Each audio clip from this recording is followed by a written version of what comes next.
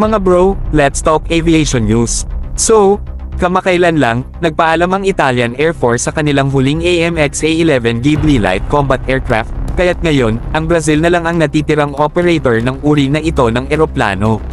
Ngayon, ang AMX ay isang kakaibang proyekto ng kooperasyon sa pagitan ng Italia at Brazil, na layuning palitan ang kanilang mga lumang eroplano sa mga tungkulin sa atake. Interesante, may dalawang pagkakataon ng Pilipinas na magkaroon ng AMX para sa ating Air Force.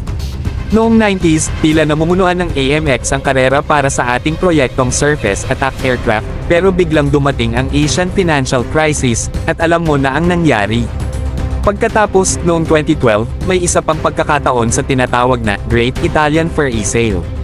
Iniisip natin ang ilang ginamit na sasakyang lupa mula sa Italia, kasama ang iba pang mga bagay tulad ng early Eurofighter variants.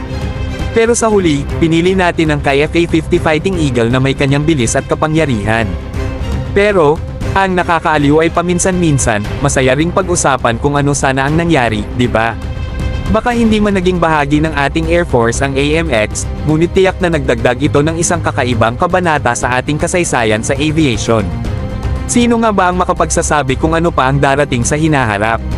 Abangan ang iba pang balita, at tulad ng lagi, mag-ingat lagi at magpatuloy sa paglipad ng mataas, mga bro.